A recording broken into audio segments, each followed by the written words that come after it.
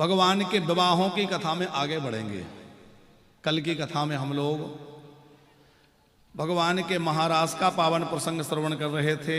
भगवान ने कंस का वध किया और भगवान का प्रथम विवाह जो है रुक्मिणी जी के साथ संपन्न हुआ। उस दिव्य उत्सव का हम आनंद ले रहे थे। ये रुक्मिणी जी, इनका विवाह इनका भाई करना चाहता था शिशुपाल से। कल हम सुन रहे थे ना, शिशुपाल के साथ विवाह तय भी हो गया था। शिशुपाल बारात लेके भी आ रहा था, लेकिन रुक्मिणी जी ने अपना समर्पण कृष्ण के चरणों में कर रखा है। कहा तो जाता है कि ये रुक्मिणी जी का हरण है, लेकिन ये रुक्मिणी जी का बोहरे जी हरण नहीं है, बल्कि ये रुक्मिणी जी का समर्पण है। रुक्मिणी जी ने समर्पण किया है। और भगवान तो ये देखते हैं कि जब भी कोई मेरे चरणों में समर्पण करता है और कहता है प्रभु मैं आपका हूं, आपके लिए समर्पित हूं, तो फिर भगवान ना तो देरी करते ना उसके दोष देखते, तुरंत जाके उसको अपना लेते हैं, उसको अपना बना लेते हैं।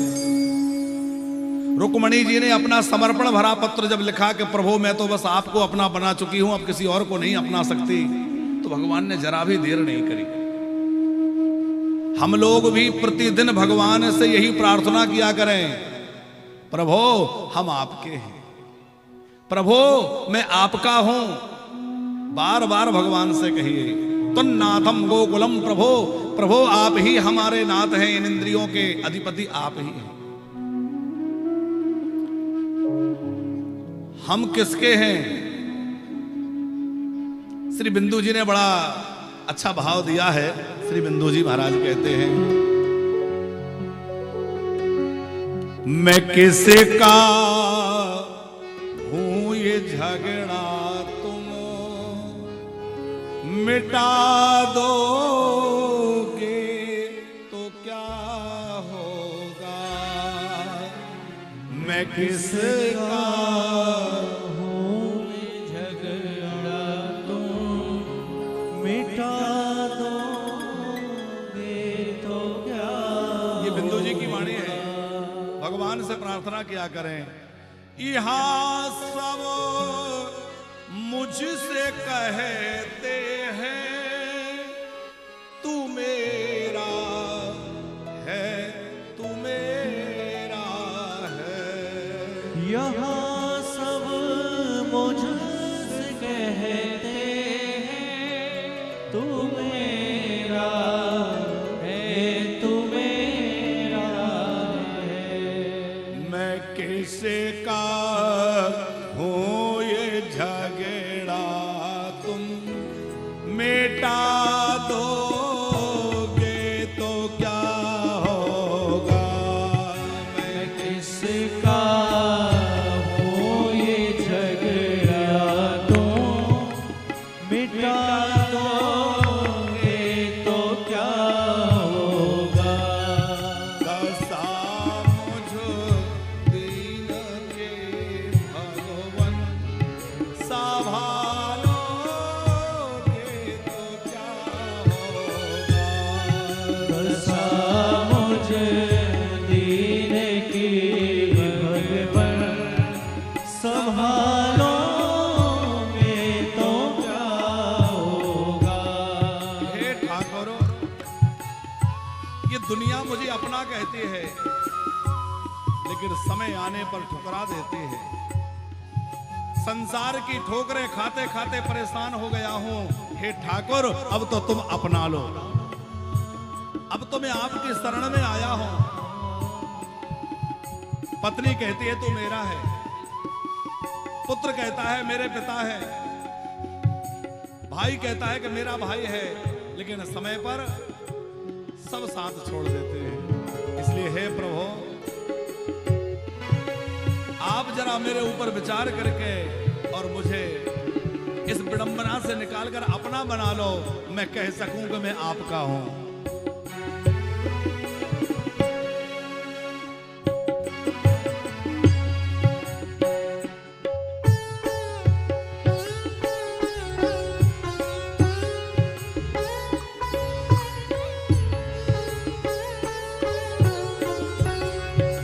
दशा मुझ दीन की भगवन संभालोगे तो क्या होगा।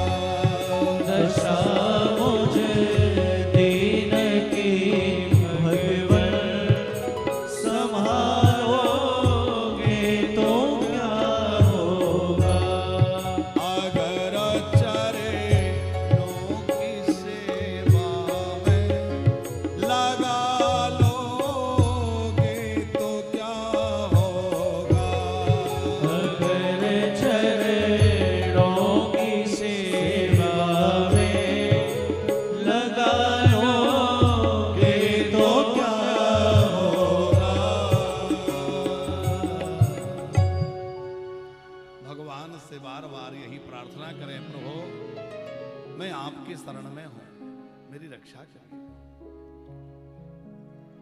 अच्छा, रुक्मणी जी ने अपना समर्पण किया, भगवान ने स्वीकार कर लिया। अब इस कथा का दूसरा पक्ष देखें। रुक्मणी जी कौन है?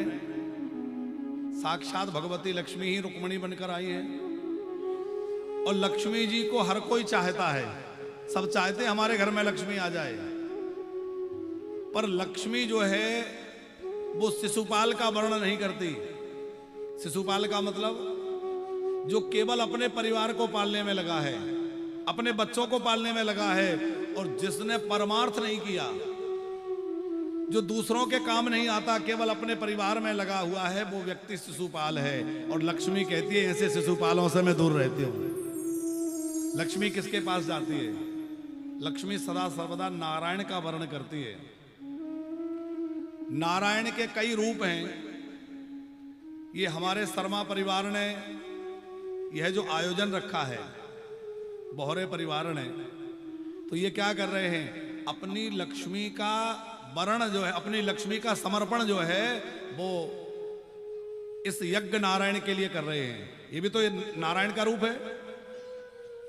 कई जगह मंदिर में ठाकुर जी विराजे हैं, तो वहां अपनी लक्ष्मी को अर्पण कर रहे हैं, तो लक्ष्मी नारायण को अर्पण कर रहे हैं। यज्ञ में अर्पण कर रहे हैं, तो यज्ञ नारायण को अर्पण कर रहे हैं। गरीबों की सेवा में लगा रहे हैं, तो दरिद्र नारायण को अर्पण कर रहे हैं। कहने का मतलब यह है कि अपनी लक्ष्मी का सदुपयोग सदकार्यों में हो। धन की 3 गतियां शास्त्रों में कही गई हैं। पहली गति कौन सी है? कितने लोगों को पता है? सबको पता है। धन की पहली गति है दान कर देना। धन की दूसरी गति है उपभोग कर लेना, अपने उपयोग में ले लेना। तो कई लोग ऐसे होते हैं, ना तो दान में लगाते, ना अपने उपयोग में लगाते, बस रखते जाते जमा कर करके। उनके धन की तीसरी गति हो जाती है, और वो है नाश। वो कहीं ना कहीं नाश हो जाएगा। अच्छा, लक्ष्मी की चाह करना बुरी बात नहीं है, लेकिन बोहरे जी, अकेली लक्ष्मी को बुलाना ठीक नहीं है। हम लोग एक गड़बड़ी कर देते हैं कि लक्ष्मी जी की तरफ ज्यादा ध्यान देते हैं, भगवान नारायण की तरफ कम देते हैं। लेकिन लक्ष्मी को बुलाना है तो नारायण के साथ बुलाओ। अच्छा, नारायण आएंगे तो लक्ष्मी अपने आप आएंगे कि नहीं आएंगे? लक्ष्मी किसके साथ रहती हैं? नारायण के साथ रहती हैं। तो जब नारायण घर में आएंगे तो लक्ष्मी जी अपने आप आएंगे कि नहीं आएंगे? पर हम लोग अकेले लक्ष्मी को ही बुलाते हैं, नारायण की नहीं। आपके घर में शादी ब्याह हो, कोई उत्सव हो, और आप निमंत्रण पत्र भेजें, और निमंत्रण पत्र में आप श्रीमान जी का नाम ना लिख के केवल श्रीमती जी का नाम लिख दें, तो बताओ जिनके यहां निमंत्रण जाएगा उनको अच्छा लगेगा? अच्छा लगेगा क्या? बिल्कुल बढ़िया नहीं लगेगा। कि बताओ, ये कोई तरीका है पत्र भेजने का? अरे निमंत्रण भेजा है तो श्रीमान जी का नाम लिखना चाहिए पहले। और पहले तो श्रीमान जी मना ही कर देंगे कि नहीं जाना है, और कदाचित कहें कि नहीं वो हमारी सहेली है, जाना है, तो जाने भी देंगे तो कहेंगे जा तो रही हो पर जल्दी लौट आना, ज्यादा मत रुकना, बोल देंगे कि नहीं? तो ऐसे ही यदि अकेली लक्ष्मी जी को बुलाओगे तो नारायण कहेंगे देवी जी जा रही हो, अच्छा चली जाओ पर ध्यान रखना जल्दी आ जाना। तो नारायण भेजेंगे तो सही, पर सावधान करके भेजेंगे, जल्दी लौट आना। तो लक्ष्मी जी आएंगी तो सही, पर किसी न किसी बहाने चली जाएंगी। इसलिए नारायण के सहित बुलाओ ताकि आराम से लक्ष्मी जी हमारे घर में रहे। नारायण के साथ आएंगे तो प्रेम से रहेंगे। अच्छा, दूसरी एक और बात, लक्ष्मी जी के दो वाहन हैं। कौन कौन से हैं? लक्ष्मी जी का एक वाहन है उल्लू। पता है आप लोगों को? कितने लोगों को पता है ये बात? लगभग सबको पता है। दूसरा वाहन है गरुड़। गरुड़ कैसे है? गरुड़ भगवान नारायण के वाहन है। और जब पति पत्नी दोनों एक साथ जाते हैं तो अलग अलग वाहन थोड़े ले जाते हैं, पति के ही साथ जाएंगे कि नहीं? तो जब लक्ष्मी जी नारायण के सहित आती हैं तो वो गरुड़ जी पर बैठकर भगवान के साथ आती है। और हमारे यहाँ गरुड़ जो है उनको शांति का प्रतीक माना है। गरुड़ पे बैठ के लक्ष्मी आएंगी तो आपके घर में सुख होगा, शांति होगी, समृद्धि होगी। और अकेले लक्ष्मी को बुलाओगे तो वो अपने वाहन पे बैठ के आएंगी, निजी वाहन लेके। कौन सा? उल्लू। और उल्लू को वाहन ही लक्ष्मी घर में आएंगी तो वैसी ही परिणति हो जाएगी। दिन में सोएंगे, रात में जगेंगे, उल्टे सीधे काम शुरू हो जाएंगे। इसलिए भैया अपने घर में लक्ष्मी को बुलाओ, अच्छी बात है, पर अकेले लक्ष्मी को नहीं, लक्ष्मी नारायण को बुलाओ, साथ में भगवान को भी अपने घर में बुलाओ। सुंदर रुक्मणी कृष्ण का विवाह हुआ और धीरे धीरे समय व्यतीत हुआ। सुखदेव जी आगे की कथा वर्णन कर रहे हैं। कुछ समय व्यतीत हुआ तो रुक्मणी जी ने एक सुंदर बालक को जन्म दिया कि कामास्तु वासुदेवांसो दग्धः प्रागरुद्रमन्युना देहो पतये भूय तमेव प्रतपद्यत। श्री कृष्ण के यहाँ जो प्रथम पुत्र हुए वो कामदेव हैं। कामदेव को आप सब जानते हैं। भगवान शंकर जब समाधि में बैठे थे तो उनकी समाधि भंग करने के लिए देवताओं ने कामदेव को भेजा। और कामदेव ने जाकर के तरह तरह से वहां शिव जी को जगाना चाहा, पर भगवान शंकर की समाधि भंग नहीं हुई। तब कामदेव ने एक बाण निकाल करके भगवान शंकर के हृदय में मारा, जिससे शिव जी के नेत्र खुल गए। भोले बाबा को थोड़ा रोष आ गया, उठ करके खड़े हुए, चारों ओर देखा तो आम के पीछे छुपा हुआ कामदेव दिखा।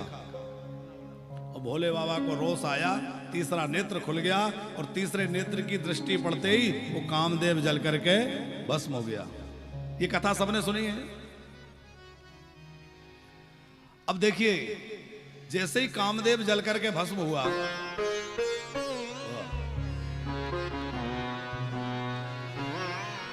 कामदेव की पत्नी रति महारानी रोते रोते भोले बाबा के शरण में आई। बाबा, हमारा क्या होगा? मेरे पति को आपने जला दिया और बिना पति के पत्नी का जीवन कैसा है? हमारी जानकी जी कह रही हैं, जिए बिनु दे है नदी बिनु बारी, जिए बिनु दे नदी बिनु बारी, ऐसा ही नाथ पुरुष बिनु नारी, ऐसे ही नाथ पुरुष बिनु नारी, जिया बिनु देहा नदी बिनु बारी, जिए बिनु देह नदी बिनु बारी, तैसे ही नाथ पुरुष बिनु नारी, ऐसे ही नाथ पुरुष बिनु नारी, जिए बिनु देह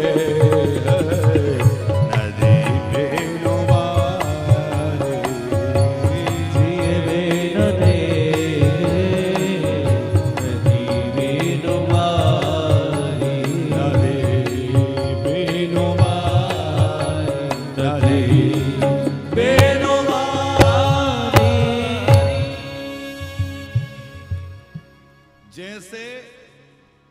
प्राण निकल जाने पर शरीर की कोई महिमा नहीं रह जाती। जैसे पानी सूखने के बाद नदी जो है शोभाहीन हो जाती है, वैसे ही माता जानकी ने कहा है कि उसी प्रकार पति के बिना पत्नी का जीवन है। रति महारानी कह रही हैं, बाबा मेरा क्या होगा? भोले बाबा बड़े दयालु हैं। शंकर जी बड़ी जल्दी प्रसन्न होने वाले देवता हैं, क्योंकि उनका नाम ही है भोले, जो बड़े भोले हैं। महाशिवरात्रि आ रहे हैं। कब है महाशिवरात्रि? परसों है। सभी लोग महाशिवरात्रि में शंकर जी का पूजन अवश्य करें। महाशिवरात्रि का व्रत सबको करना चाहिए, क्योंकि महाशिवरात्रि का व्रत करने से और पूजा करने से कितना फल प्राप्त होता है? बोले 1 वर्ष तक विधि पूर्वक भगवान शंकर का पूजन करने से जो फल प्राप्त होता है, उतना फल केवल महाशिवरात्रि के दिन भगवान शंकर का पूजन करने से प्राप्त हो जाता है। महाशिवरात्रि का बहुत बड़ा फल और बड़ा भारी विशेष महत्व शिव महापुराण में वर्णित है। कोई नियम पूर्वक 1 वर्ष तक पूजा करे, उसका जो फल है उतना अकेले शिवरात्रि की पूजा का फल है। कुछ ऐसे अवसर हैं जिनमें व्रत करना ही चाहिए, जैसे एक है जन्माष्टमी,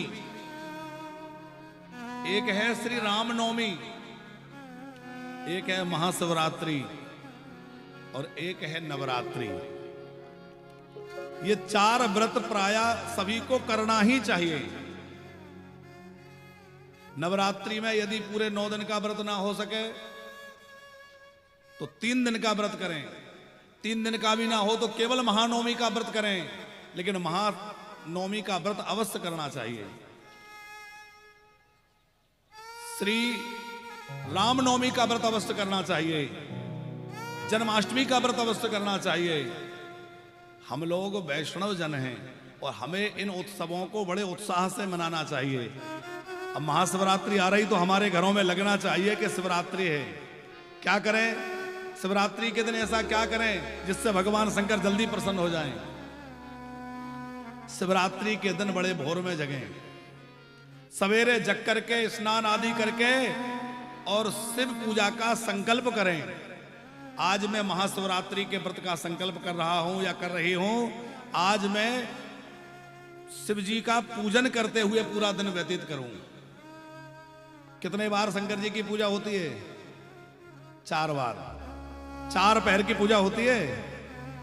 तो दिन में निराहार रहें अथवा फलहार करके व्रत करें और संध्या में प्रदोष काल से शिव जी का पूजन प्रारंभ करें। हो सके तो 1000 बिलपत्र भगवान शंकर को अर्पित करें। यदि 1000 ना हो सके तो 108 बिलपत्र अर्पित करें। 108 ना हो सके तो 11 बिलपत्र जरूर अर्पण करें। समीपत्र शिव जी को अर्पण करें, भस्म अर्पण करें, धतूरा अर्पण करें। शंकर जी की पूजा तो कितनी सरल है, जो किसी को नहीं चढ़ता वो शंकर जी को चढ़ जाता है। आक, धतूरा, बिलपत्र है, इनसे ही भोले बाबा प्रसन्न हो जाते हैं। और महाशिवरात्रि के दिन बिल्व वृक्ष का पूजन जो कर लेता है, उसके घर से लक्ष्मी जी कभी जाती नहीं है। घर छोड़ करके उसके घर में खूब लक्ष्मी जी निवास करती हैं। महाशिवरात्रि परसों ही है। आप महाशिवरात्रि के दिन बिल्व वृक्ष में जाके जल चढ़ाइए। एक मोली लेकर बिल्व वृक्ष को बांध दीजिए, थोड़ा गंधक्षत कर दीजिए और बिल्व वृक्ष का पूजन करके उसमें परिक्रमा करते हुए प्रणाम करें। बिल्व वृक्ष साक्षात शिव स्वरूप ही है। बिल्व वृक्ष का पूजन यदि कोई करे अथवा बिल्व वृक्ष के मूल में शिवलिंग विराजमान करके शिवलिंग का पूजन करे तो महादेव जी उससे बड़े विशेष प्रसन्न हो जाते हैं और उसके घर में स्थिर लक्ष्मी विराजमान हो जाती है। तो बिल्व वृक्ष का पूजन करें, शंकर जी का 4 पहर अभिषेक करें। महाशिवरात्रि का जागरण अवश्य करना चाहिए। महानवमी का, जन्माष्टमी की रात्रि का और महाशिवरात्रि की रात्रि का जागरण करने का विधान है। तो जो है महाशिवरात्रि को सोना भी नहीं चाहिए। जागते जागते भगवान शंकर का कीर्तन करें और फिर बार बार पूजा करें। जल से अभिषेक करें, दूध से, गैया का दूध चढ़ाना है। भगवान शंकर को थैली का दूध, भैंस का दूध नहीं चढ़ाना चाहिए। भोले बाबा को गाय का दूध अर्पित करें, गाय का ही घी चढ़ाएं और खूब पूजा करें। भोले बाबा जो है आपके जीवन को प्रसन्नता से, खुशियों से भर देंगे। जिसके घर में कोई रोग बना रहता हो तो रोग से निवृत्ति के लिए गाय के दूध से अभिषेक करने से रोग की निवृत्ति होती है। अथवा सरसों के तेल से भी अभिषेक किया जाता है। अब आपके क्षेत्र में तो सरसों भी खूब पैदा होती है। शत्रु विनाश के लिए अथवा रोग नाश के लिए शिवलिंग का सरसों के तेल से भी अभिषेक किया जाता है। लक्ष्मी प्राप्ति के लिए गन्ने के रस से अभिषेक किया जाता है। शांति के लिए कुसा के जल से अभिषेक किया जाता है। प्रसन्नता के लिए गाय के दूध से अभिषेक किया जाता है। मन की शांति के लिए गाय के घी से अभिषेक किया जाता है। सर्वविध कल्याण के लिए तीर्थों के जल से स्नान करके अभिषेक किया जाता है। इस प्रकार अलग अलग पदार्थों से शिवलिंग के अभिषेक का महत्व है। आप खूब मन लगा के शिव आराधना करें और शिव पूजा करके महाशिवरात्रि मनाएं। भोले बाबा की कृपा सबके जीवन में होगी। जिनके पति पत्नी में खटपट बनी रहती हो, ये समस्या बहुत घरों में, बोले महाराज क्या बताएं, झगड़ा बना रहता है। तो यदि पति पत्नी में झगड़ा रहता हो तो इस महाशिवरात्रि में क्या उपाय करें? अर्धनारेश्वर शंकर जी की पूजा करें। आपने फोटो देखी होगी, आधे शंकर जी आधे पार्वती जी। तो अर्धनारेश्वर वाले जो फोटो है उसको सामने रख के, या फोटो नहीं मिले तो आप अर्धनारेश्वर का नाम लेकर वैसे ही शिव जी का पूजन करें। और अर्धनारेश्वर स्तोत्र का पाठ महाशिवरात्रि में करें। अर्धनारेश्वर स्तोत्र के पाठ के साथ साथ अर्धनारेश्वर शिव के मंत्र का जप करें। ज्यादा नहीं तो 108 बार कर लें। उससे क्या होगा? बोले दंपत्ति में परस्पर प्रेम हो जाएगा, परस्पर कलह जो होगी वो समाप्त हो जाएगी। माता पार्वती को सौभाग्य द्रव्य चढ़ाने से सौभाग्य की वृद्धि होती है। इसलिए इस महाशिवरात्रि पर पार्वती मैया को सौभाग्य द्रव्य, चूड़ी, बिंदी आदि आदि अवश्य अर्पित करें। पार्वती जी को कुछ सुहाग का सामान चढ़ाएं, आपके सौभाग्य की वृद्धि होगी। तो ये छोटे छोटे उपाय महाशिवरात्रि आ रही है, आप लोग अपने अपने घरों में अवश्य करें। भगवान शंकर ने जब काम दहन किया तो रति माता बहुत दुखी थी। रति माता को रोते देख करके भोले बाबा को दया आ गई। भोले बाबा ने कहा, देवी रो मत, तुम्हारा जो पति जल करके नष्ट भस्म हो गया है, यह श्री कृष्ण के पुत्र के रूप में पुनः जन्म लेगा, द्वापर में कृष्ण पुत्र बनेगा। अब रति बोली, वो तो कब बनेगा, कब मिलेंगे महाराज, अभी क्या होगा मेरा? तो भोले बाबा ने कहा, बिना शरीर के ही तेरा पति सब में व्याप्त रहेगा। रति बोली, इससे मुझे क्या सुख मिलेगा? तो फिर भोले बाबा ने, सब महापुराण में ऐसी भी कथा है कि उस भस्म से पुनः कामदेव को प्रकट कर दिया। तो एक रूप में तो कामदेव प्रकट हो गए और दूसरे रूप में वही कामदेव जो है कृष्ण के पुत्र बन के आए। अब जंडेल जी एक आनंद की बात देखिए यहाँ कि जब कामदेव का दहन हो गया, रति को वरदान दे दिया, तो देवता जो छुप के देख रहे थे वो बाहर आए और भोले बाबा से बोले, बाबा हम सब की इच्छा है कि आपका विवाह देखें। बहुत दिन से किसी की बारात में नहीं गए, आपका विवाह हो जाए तो हमें बारात में जाने का अवसर मिलेगा, विवाह देखने का अवसर मिलेगा। भोले बाबा ने कहा, चलो ठीक है, सबकी इच्छा है तो हम कर लेते हैं। अब जैसे ही भोले बाबा ने विवाह करने की स्वीकृति दी तो देवताओं के मन में बड़ा आश्चर्य हुआ। आश्चर्य किस बात का? कि जब विवाह करना ही था तो बेचारे कामदेव को क्यों जला दिया, और जब कामदेव को जला दिया तो विवाह करने की स्वीकृति क्यों दे रहे हैं? प्रश्न उठा देवताओं के मन में। इंद्र बोले, देखो अब जो हुआ सो ठीक है, हमारा तो काम बन गया, चलो। देवताओं ने कहा ना, पूछ लें। भोले बाबा से पूछा तो भोले बाबा ने इतना बढ़िया उत्तर दिया, ये हम सबके जीवन में उतारने लायक उत्तर है। क्या? भोले बाबा बोले कि यदि मैं कामदेव को नहीं जलाता तो सारी दुनिया ये समझती कि मैंने कामदेव की प्रेरणा से विवाह किया है। अब मैंने काम को जला दिया, तो मैं ये बताना चाहता हूं कि मैं काम की प्रेरणा से नहीं, मैं तो अपने राम की प्रेरणा से विवाह करने जा रहा हूं। इसमें मेरे राम जी की प्रेरणा है। अंतर हो गया कि नहीं? देखो, काम काज में लगे हुए संसारी भी दिखते हैं और संत भी दिखते हैं, पर संतों में और संसारियों में क्या भेद है? बोले संसारी व्यक्ति काम करता है, मेहनत करता है, घर मकान बनाता है, किसके लिए? अपने लिए, तो वो काम की प्रेरणा से। और संत जो कुछ भी करते हैं, संत भी आश्रम बनाते हैं, ये करते हैं, वो सब करते हैं, लेकिन संत करते हैं राम की प्रेरणा से। हम करते हैं स्वार्थ के कारण और संत करते हैं परमार्थ के कारण। है? अच्छा, हम लोग सामान्य भाषा में बोलते भी हैं। किसी से पूछो कि अरे भैया इतनी दोपहरी में कहां भागे चले जा रहे हो? बोले जरा काम से जा रहे हैं। जंडेल जी यही कहते हैं ना। अरे इतनी रात को कहां जा रहे हो? क्या हो गया? अरे बोले जरा जरूरी काम आ गया। कल कथा में नहीं आए? बोले हाँ महाराज जी थोड़ा काम आ गया था। तो हम लोग किसके नचाए नाच रहे हैं? काम के। अच्छा, संतों से पूछो, महाराज जी कहां से पधारे? बोले राम जी की इच्छा से चित्रकूट में थे, राम जी की इच्छा से यहां आ गए। अच्छा महाराज जी अब कहां जा रहे हैं? बोले सोच तो रहे अयोध्या जाएंगे, पर आगे जैसी राम जी की इच्छा। राम जी की इच्छा तो हर बात में यही कहते हैं ना, जैसी राम जी की इच्छा।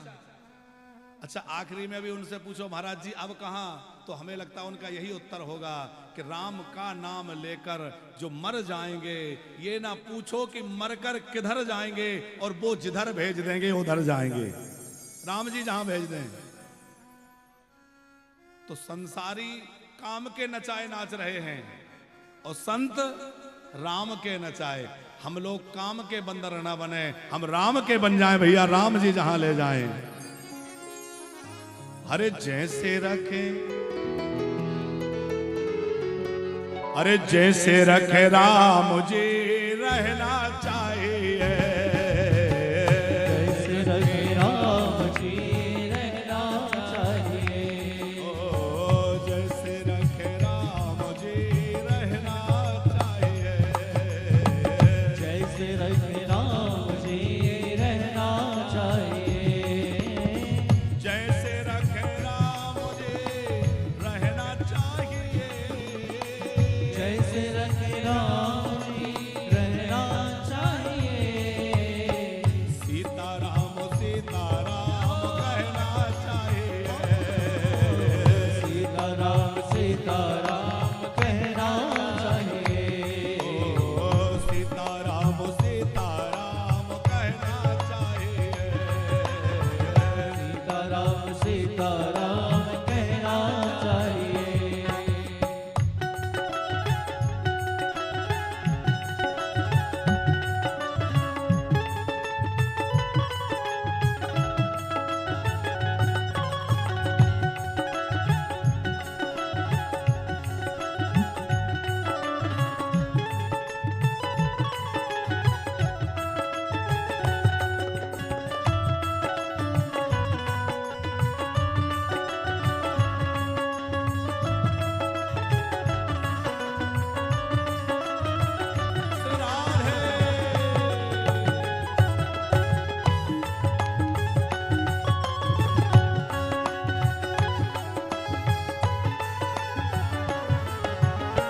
मान अपमान सब सहना चाहिए।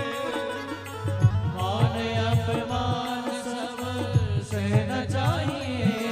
मान अपमान सब सहना चाहिए। मान अपमान सब सहना चाहिए। जैसे रखे राम जी रहना चाहिए।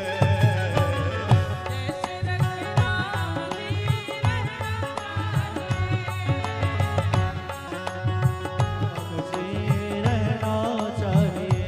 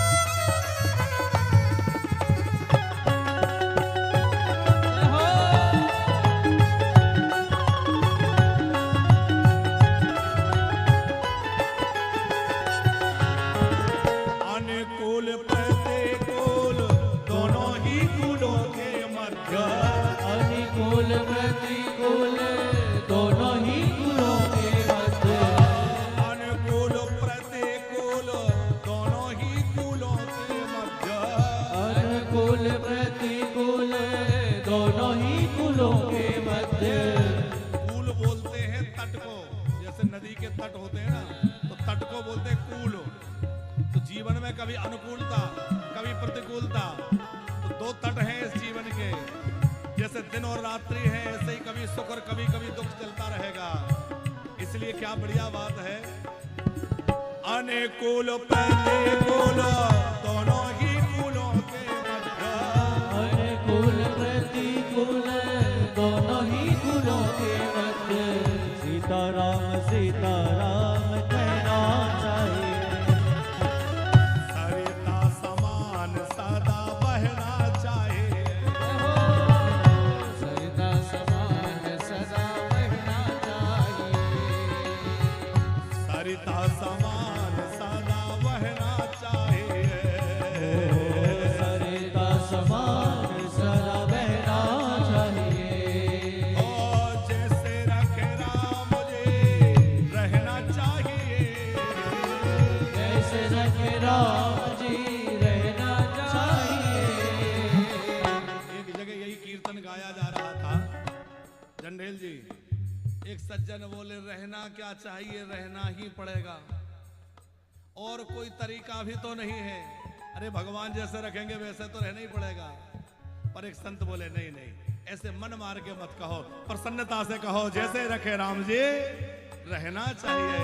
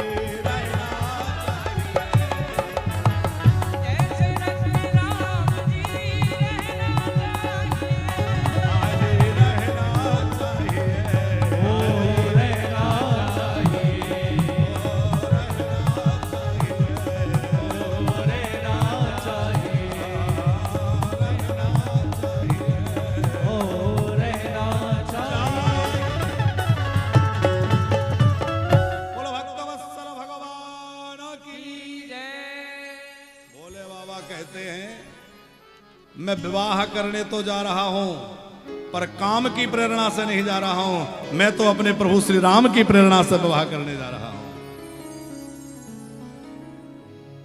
भोले बाबा ने रति जी को वरदान दिया था,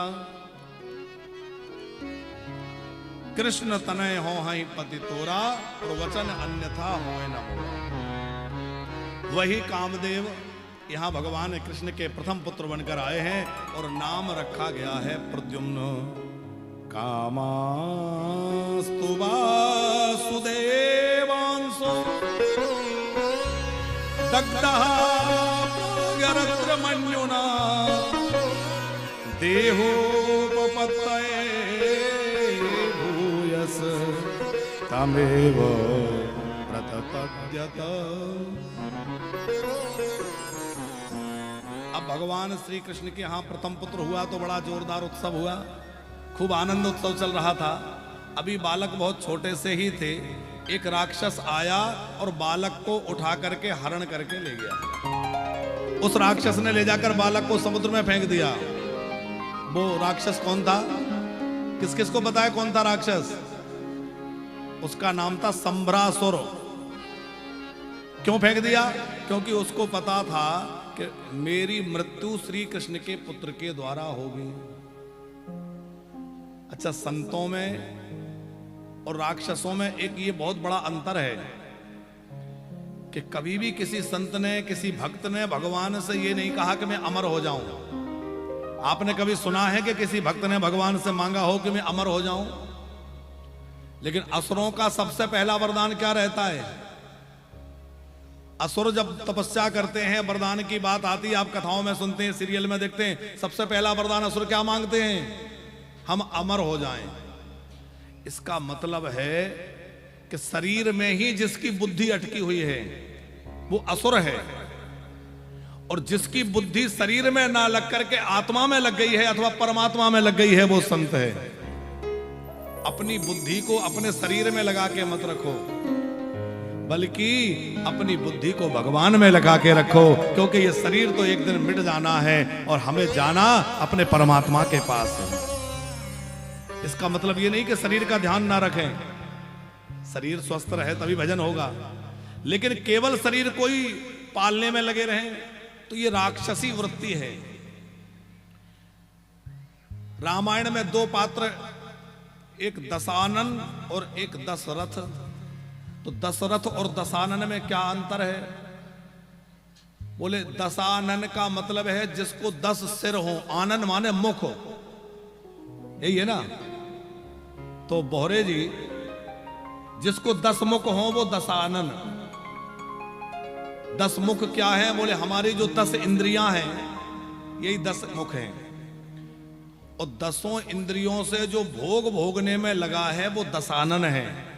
और 10 इंद्रियों को जिसने रथ बना लिया और भगवान की ओर बढ़ गया वो दशरथ है महाराज। अपने 10 इंद्रियों को रथ बना के भगवान की ओर चल दो तो आप दशरथ बन जाएंगे, और 10 इंद्रियों से भोग भोगने में लग जाओगे तो दशानन बन जाओगे। अच्छा, रावण जो है वो दूसरों को दर्पण दिखाता है, तुम ऐसे हो, तुम ऐसे हो, और दशरथ जी स्वयं दर्पण देखते हैं। आप जरा विचार करिए, सब सुधी जन बैठे हैं यहाँ, हमें यहाँ के श्रोता इतने बढ़िया लगे कि क्या कहें, एक टक होकर सुनते हैं बिल्कुल, और हमारी माताएं भी बिल्कुल कोई बातचीत नहीं, बिल्कुल टकटकी लगा कर सुनते हैं। रामायण की कथा हम लोग सुनते हैं। दशरथ जी भरे दरबार में बैठे थे, और दरबार में बैठे बैठे दशरथ जी ने क्या किया? बोले उन्होंने दर्पण निकाला, और दर्पण निकालकर अपना मुख दशरथ जी देखने लगे। जंडेल जी यही बात है। और गोस्वामी जी लिखते हैं ये दशरथ जी ने पहली बार नहीं किया, ये उनका स्वभाव है। राय स्वभाव मुकुर कर लीना, ये दशरथ जी का स्वभाव है कि वो बार बार अपने को दर्पण में देखते हैं। अब आप जरा सभी समझदार लोग बैठे हैं, बताइए कि भरी सभा में दरबार में कोई बार बार दर्पण देखे, ये क्या कोई अच्छी बात या समझदारी की बात है? इतने बड़े चक्रवर्ती राजा, भरी सभा में तमाम लोग सभासद सब बैठे हैं और बार बार दर्पण देख रहे हैं। अरे दर्पण देखना है महल में देखिए, लेकिन दर्पण देखने का मतलब क्या है? ये आध्यात्मिक कथाएं हैं। दर्पण देखने का मतलब है अपने आप को विचारों में देखना कि आज मेरी सब जगह जय जयकार हो रही है, हर कोई प्रशंसा कर रहा है, सब जगह मेरे नाम की जय जयकार हो रही है, पर क्या मैं उस प्रशंसा के अनुरूप हूं? अपने आप को देख रहे हैं। जैसा लोग मुझे कह रहे हैं क्या मैं वैसा हूं? मैं समाज के सामने जैसा बनता हूं क्या वैसा वास्तव में हूं, कि केवल ये समाज को दिखाने का मुखौटा है? कई लोगों के दो तरह का जीवन होता है, सामाजिक जीवन अलग है और अपना निजी जीवन अलग है। हम समाज में बैठे हैं, व्यास गादी पे बैठे हैं, बड़े भगत बन के चंदन लगा के बैठे हैं, अब कमरे में क्या करते हैं ये बात से पता चलेगा कि हम सही में क्या हैं। सही बात है कि नहीं? तो हम समाज के, दुनिया के सामने जो बनते हैं वो केवल बनते हैं कि वास्तव में भी हैं, इस बात का निरीक्षण करने की आवश्यकता है। और दशरथ जी बार बार अपने आप को देखते हैं, क्या मैं वैसा हूं? अब जब दशरथ जी ने दर्पण देखा तो उन्हें क्या देखा? बोले थोड़ा सा मुकुट टेढ़ा हो गया था। तो मुकुट टेढ़ा था तो दशरथ जी ने उसको ठीक किया। बदन बिलोक मुकुट सम कीना। मुकुट सम कीना का मतलब मुकुट टेढ़ा होगा, तब तो ठीक किया। अच्छा, मुकुट टेढ़ा होने का मतलब क्या है? मुकुट टेढ़ा होने का मतलब है कि ये सत्ता अब तुम्हारे ऊपर से खसक रही है। सत्ता का खसकना।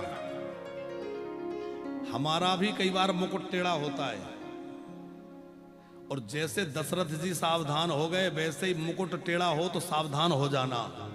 मुकुट टेढ़ा होने का मतलब आप कहेंगे हम तो मुकुट लगाते ही नहीं है। एक समय था कि आप अपने काम से लौट के कहीं घर से बाहर गए थे, और घर में आए तो सब लोग सावधान हो गए, भैया बाबूजी आ गए, समय पे पानी, चाय, भोजन, सब डरे हैं कि एक समय आ गया कि 3 बार मांगने पे पानी मिल रहा है तो समझ लो मुकुट खसक गया है, अब सावधान हो जाना चाहिए। एक समय था कि हमारा बड़ा परिवार में भय, सम्मान, एक लोगों के बीच में हमारी अलग वो था, और आज हमें मांगना पड़ रहा है जब कुछ मिल रहा है तो समझ लेना चाहिए कि अब मुकुट टेढ़ा हो रहा है। जिससे पहले कि मुकुट छीन लिया जाए उसके पहले ये मुकुट उतार करके किसी और को दे दिया जाए, इसके उत्तराधिकारी को दे दिया जाए और हम किनारा कर लें। ये बुद्धिमानी है, ये दशरथ जी करना चाहते हैं। यदि आप दशरथ बनना चाहते हैं तो जैसे ही लगे कि मुकुट खसक रहा है, पहले बहू रानी बढ़िया गरम गरम फुल्का सेक करके लो माताजी भोजन, और फिर माताजी 3 बार मांग रही है तब कह रहे हाँ अभी जरा रुको, तो समझ लो कि अब, और ये किसी एक के साथ हो रहा है ऐसा नहीं है, ये प्रकृति का नियम है, धीरे धीरे सबके साथ यही होना है। और कई बार जंडेल जी हम तो एक बात कहते हैं कि वृंदावन का वास राधा रानी तो देती हैं, राधा रानी से ही वृंदावन वास मिलता है, पर कई बार बहू रानी भी वृंदावन का वास करा देती हैं है? हाँ, ऐसी भी सासू हमारे यहाँ रह रही, हमारे यहाँ कई बुजुर्ग रहते हैं, माताएं रहती हैं, हमारे यहाँ पूरी व्यवस्था है। तो जो माताएं रहती उनमें ऐसी भी कई है जिन पे बहू रानी की कृपा ज्यादा हुई है। तो हमारा अभिप्राय यह है कि जब मुकुट खसकने लगे तो बस अब ध्यान देने की बात यह है कि दशरथ जी ने किसको अपना युवराज बनाना चाहा? नृप युवराज राम कहा देहो। इसका अर्थ क्या है? इन कथाओं का आध्यात्मिक अर्थ समझने की आवश्यकता है। इसका अर्थ है कि हमारे हृदय रूपी सिंहासन पर अभी तक काम बैठा था, संसार बैठा था, धन बैठा था, अब इन सब को हटा करके उस हृदय राज सिंहासन पर राम जी को विराजमान कर दो। यही वह राज सिंहासन है साहब। अपने हृदय के सिंहासन पर अब राम जी को विराजमान कर दो, अब किसी और को मत बिठा के रखो, क्योंकि अब अच्छा बाल सब दशरथ जी के बाल सफेद दशरथ जी को देखे कि नहीं? श्रवण समीप भय स्थित केसा। तो सफेद बाल का क्या मतलब है? ये बाल भी कुछ कहते हैं, ये बाल कह रहे हैं। एक संत का बड़ा प्यारा उत्तर है कि एक संत कहते हैं कि ये बाल कहते हैं कि हमारा और तुम्हारा जन्म एक साथ हुआ है, बाल साथ में आए हैं। और ये बाल कह रहे हैं कि पहले हम भी बाल थे और तुम भी बाल थे, अब तुम बुजुर्ग हो गए हो, हम अभी भी बाल हैं, पर हमने अपना रंग बदल लिया है, तो तुम भी अपना रंग ढंग बदल लो और काले कारनामे छोड़ दो और सही रास्ते पे आ जाओ। इसलिए बाल अपना रंग बदल लेते हैं, एक उपदेश देते हैं कि अब हमने अपना सब काला रंग छोड़ के सफेद हो गए, तो तुम भी भैया अपने काले कारनामे छोड़ के बुरे काम, गलत काम, काम वासना ये सब छोड़ो और क्या करो, बोले अब तुम्हारा जीवन सफेद हो जाए, अब तुम्हारा जीवन निर्मल हो जाए, अब तुम्हारा जीवन निश्चिद्र हो जाए, अब तुम्हारा जीवन बिना दाग का हो जाए है? ये उपदेश है। तो हमें दशानन नहीं बनना है, हमें दशरथ बनना है और दशरथ बन के अपने हृदय राज सिंहासन पर राम को बिठाना है। क्योंकि ये शरीर तो नश्वर है, एक दिन मिटना ही मिटना है, लेकिन इस नश्वर देह से उस अविनाशी को प्राप्त किया जा सकता है। शरीर विनाशी है, पर इस विनाशी शरीर से, विनाशी धन से, विनाशी साधनों से अविनाशी परमात्मा को पालो। भैया ये विनाशी शरीर इतने काम का है कि इससे अविनाशी को पाया जा सकता है। तो इसलिए क्या करो, बोले इस शरीर से खूब साधन करो, भजन करो, सत्संग करो, तीर्थ यात्राएं करो, भगवान का नाम लो, अच्छे काम करो। तो इस शरीर की सार्थकता है, वरना मरने के बाद ये किसी काम में आने वाला नहीं है। आप विचार करो, हिरण मर जाए तो उसकी चमड़ी काम आ जाए, बकरा बकरी की चमड़ी काम आ जाए, किसी के दांत काम आ जाए, किसी की हड्डी काम आ जाए, किसी का कुछ काम आ जाए, पर ये बताओ इस मनुष्य का क्या काम आएगा? मरने के बाद कुछ काम आएगा? हाथी के दांतन के खिलौना बनत भांति भांति, मृगन के चर्म मुनियों के मन भाई है। ऐसी एक बड़ी सुंदर बात लिखी है किसी कवि ने, और ये मानव की देह कछु काम नहीं आई है, इसलिए भैया इस मानव की देह का तो जीते जी आनंद लो। इसका क्या आनंद? बोले भजन करो, सत्संग करो, सत्कर्म करो। लेकिन राक्षसों का स्वभाव, राक्षसों की प्रवृत्ति है कि मेरी देह पुष्ट रहे। शरीर कोई पालने में जो लगा है, देह में जिसकी बुद्धि फंसी है वह असुर है, और देव में जिसकी बुद्धि फंसी है वो संत है, वो भक्त है। अब हमें देखना है कि हमारी बुद्धि देह में फंसी है कि देव में फंसी है। रामचरितमानस में 2 वाटिकाएं हैं, एक पुष्प वाटिका और एक अशोक वाटिका। एक विदेह की वाटिका है, एक देही की वाटिका है। अच्छा, दोनों के केंद्र में जानकी है। पुष्प वाटिका में भी जानकी है और अशोक वाटिका में भी जानकी है, पर फर्क क्या है? बोले एक की वाटिका में जानकी जी प्रसन्न होकर विचरण करती हैं और दूसरे की वाटिका में जानकी जी दुखी होकर बैठी है। एक वाटिका जो है वो देही की है और एक वाटिका वैदेही की है। तो भैया यदि देह में हमारा मन अटका होगा तो फिर वहां हमारी भक्ति प्रसन्न होकर नहीं बैठ सकती, वहां भक्ति रोएगी। और यदि हमारी बुद्धि देह में ना लगकर देव में लगी होगी तो हमारी जो हृदय रूपी वाटिका है वो विदेह की वाटिका बन जाएगी, और विदेह की वाटिका होगी तो जानकी प्रसन्न होकर, जानकी माने भक्ति, प्रसन्न होकर विराजेंगी। इसलिए अपने हृदय रूपी वाटिका को पुष्प वाटिका बनाइए, अशोक वाटिका नहीं। उस राक्षस संभ्रासुर ने अपने शत्रु समझ करके उस बालक को मारना चाहा। कंस को पता लगा कि देवकी के पुत्र से तुम्हारी मृत्यु होगी। कितने पहले पता लग गया? बोले कई वर्षों पहले पता चल गया। देवकी के विवाह के समय पता चल गया, और 8वां पुत्र होगा तो कम से कम 8 वर्ष तो लगेंगे। पर मारेगा थोड़ा बड़ा होकर तो मतलब समय मिल गया कि नहीं पर्याप्त? जन्म लेते ही तो नहीं मार देगा। इतने वर्षों का समय मिल गया, इतने पहले सचेत देवताओं ने कर दिया, पर उस कंस ने अपने मुक्ति का उपाय नहीं किया। क्या करता रहा? उस मृत्यु को मारने का यत्न करता रहा, पर सफल नहीं हुआ। एक दिन मरना पड़ा।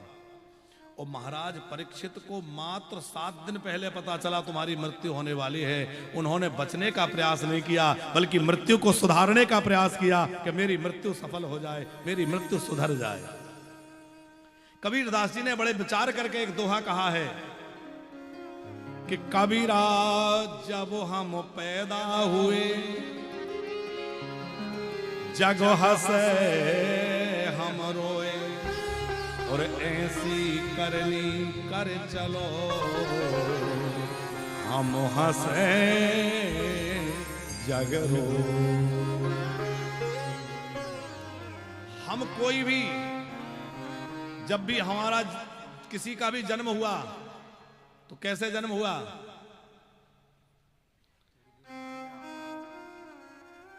हमारा जब जन्म हुआ तो हम सब लोग रोए कि नहीं सबसे पहले? अच्छा, जैसे ही बच्चे का जन्म होता है बच्चा रोता है और बच्चे की रोने की आवाज सुनकर घर परिवार के लोग खुशी मनाने लगते हैं। जन्म हो गया, बाकी लोग खुश हो जाते हैं, तो हम तो रो रहे हैं। अच्छा, एक अवसर, मात्र एक ही अवसर ऐसा है कि जब बच्चे के रोने को देख के मां हंसती है। कभी अपने बच्चे को रोता देख के मां हंस सकती है? लेकिन केवल एक अवसर ऐसा है बच्चे के जन्म का कि जब बच्चा रोता है तो मां हंसती है कि मेरे बच्चे का जन्म हो गया है। सब हंसते हैं, प्रसन्न होते हैं। लेकिन हमें ध्यान ये देना है कि जब हम इस संसार से जाएं तो हम हंसते हुए आए, तो भले ही रोते हुए, पर जाएं हंसते हुए। और जब हम आए थे तो ये संसार हंस रहा था, जब हम जाएं तो हमें याद करके रोए कि भैया कोई है जो जा रहा है, जो चला गया है? एक गणिका थी, नगर वधू, उसका गांव के बाहर कोई स्थान होगा रहने का, वहां से सब यात्राएं वहीं से निकलती थी, उधर ही शमशान होगा।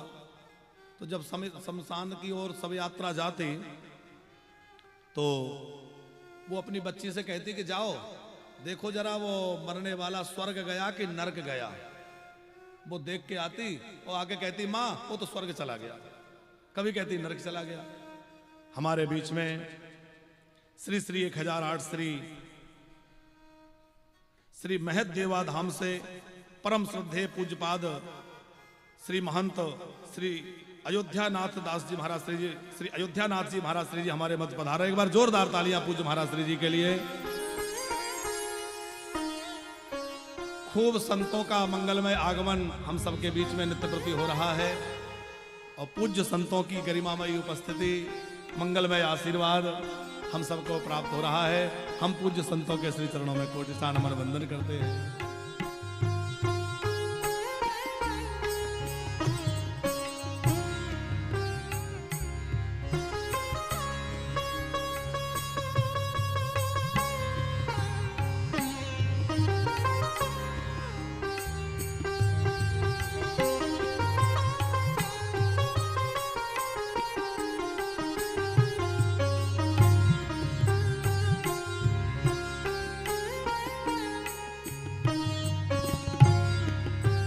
आज आपका यह कैरोरा ग्राम कितनी धन्यता को प्राप्त कर रहा है। एक संत की जहां चरण पड़ जाएं वह स्थान तीर्थ बन जाता है, और जहां इतने महापुरुषों के चरण पड़ रहे हों भैया ये तो महातीर्थ बन गया। एक बार पहले तो यजमान के लिए जोरदार ताली बजाएं जिन्होंने ऐसा संयोग प्रदान किया, हम सबको ऐसा अवसर प्रदान किया। हमारे बोहरे परिवार ने इतना बढ़िया आयोजन आयोजित किया, जिसमें इतने महापुरुष पधार रहे हैं।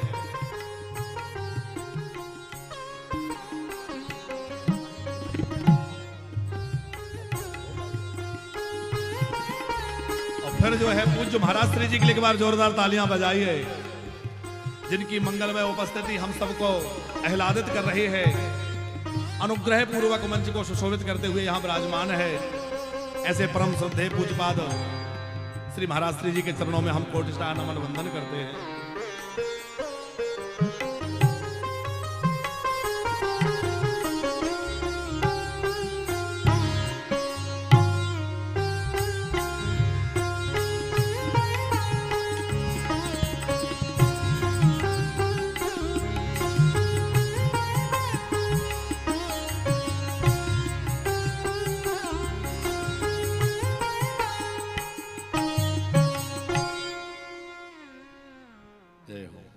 तो हम आपको सुना रहे थे कि जब भी कोई शव यात्रा निकले, कोई अंतिम यात्रा निकले, तो वो गणिका अपनी बेटी से कहे कि जाओ देखो जरा ये स्वर्ग गया कि नरक गया। वो बच्ची आए और लौट के जाके कहे माँ ये तो नरक चला गया, कभी कहे कि स्वर्ग चला गया। लोगों को बड़ा आश्चर्य हो कि बड़े बड़े विद्वान इस बात का पता नहीं लगा सकते कि मरने वाला स्वर्ग गया कि नरक गया, और जी बिना पढ़ी लिखी। और वो भी ये गणिका खुद नहीं जाती, अपनी बच्ची से कहती है जाके देखे आओ, वही आके कह देती है। तो लोगों ने जिज्ञासा बस पूछा कि तुम्हें कैसे पता चलता है? उसने कहा ये तो बहुत सरल है। बोले कैसे? बोले बेटी जो है उस शव यात्रा में थोड़ी देर तक पीछे पीछे चलती है और ये देखती है कि जो पीछे लोग चल रहे हैं वो क्या बातें कर रहे हैं। किसी शव यात्रा के पीछे चलने वाले कहते हैं भैया कितना भला आदमी था, कितने अच्छे काम करे, इतना सब करा, आज चला गया, कितना भला आदमी था, एक अच्छा आदमी कम हो गया। पीछे चलने वाले जिसकी प्रशंसा कर रहे हैं बोले वो स्वर्ग गया, और पीछे चलने वाले धीरे धीरे फुसफुसा रहे हैं अरे भैया ठीक है अब वो तो क्या करें, इसने ऐसा किया। तो कुछ ऐसी बातें यदि हो रही हैं तो समझ लो नरक चला गया। जाने के बाद लोग क्या बातें करते हैं उससे पता चलता है कि कैसी जीवन था। जन्म सबका एक जैसा होता है, लेकिन मृत्यु संतों का जब शरीर छोड़ना होता है, संसार छोड़ना होता है तो वो विलक्षण होता है। इसीलिए महापुरुषों की जन्म तिथि कम मनाई जाती है और महापुरुषों की पुण्य तिथि ज्यादा मनाई जाती है, क्योंकि उनकी मृत्यु जो है वो महत्वपूर्ण, वो जगत के लिए एक उदाहरण बन जाती है। महापुरुषों की पुण्य तिथि ज्यादा मनाई जाती है। अच्छा, महत्व इस बात का नहीं है कि हम कितना जीते हैं, महत्व इस बात का है कि हम कैसे जीते हैं। कोई व्यक्ति 100 वर्ष जिए, 125 वर्ष जिए, पर जीवन में कोई अच्छा काम नहीं किया हो, कौन याद करेगा? और कोई व्यक्ति भले ही 50 वर्ष में चला गया, 40 वर्ष में चला गया, पर उसने समाज के लिए बहुत अच्छे काम किए हैं तो उसको सदियों तक याद रखा जाता है। जैसे सुभाष चंद्र बोस, स्वामी विवेकानंद आदि आदि महापुरुष। तो इस बात के लिए प्रयास मत करो कि हम ज्यादा जिए, दीर्घ जीवी मत बनो, बल्कि दिव्य जीवी बनो। साहब जीवन में ऐसा काम करो कि लोग कहें कि आपका जीवन है। मरने के बाद लोग हमें याद करें। कबीरा जब हम पैदा हुए जग हंसे हम रोए, और ऐसी करनी कर चलो कि हम हंसें जग रोए। और रोने वाले भी कैसे छोड़ जाना। जंडेल जी, एक पति पत्नी में झगड़ा हो गया, और पति जब ज्यादा गुस्से में झगड़ा करता तो पत्नी ने एक दिन गुस्से में कह दिया, सबसे झगड़ा करते रहते हो, लड़ते रहते हो, तुम मरोगे तो कोई रोएगा भी नहीं। सबसे तो लड़ते हो, परिवार से, मोहल्ले से, बच्चों से। और पति भी जाने कैसा था, गुस्से में कह रहा था कि देख तू मत रोना, तू नहीं रोएगी तो क्या, मेरे रोने वाले बहुत हैं। बोले कौन रोएगा, जरा हमें भी तो पता चले।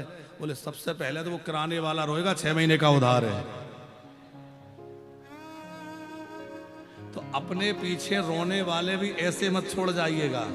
महाराज जी कह रहे थे कि भैया पीछे लोग याद करके रोएं तो ऐसे रोने वाले छोड़ जाओ। कैसे छोड़ना है? जो याद करके कहे कि भैया कोई था जो चला गया। संभ्रासुर ने उस बालक को समुद्र में फेंक दिया। एक विशालकाय मछली उस बालक को निगल गई और बालक मरा नहीं। मछुआरों के जाल में मछली फंस गई। मछुआरों ने वो मछली इतनी बड़ी देखी तो संभ्रासुर को ही भेंट कर दी। तुलसी जई जस भब्बता तैसे ही मिले सहाय, और आप ही आवे ताय पई नहीं ताय तहां ले जाए। अब तक तो वो द्वारिका में था, अब वो बालक जो संभ्रासुर का काल है वो उसी के घर पहुंच गया।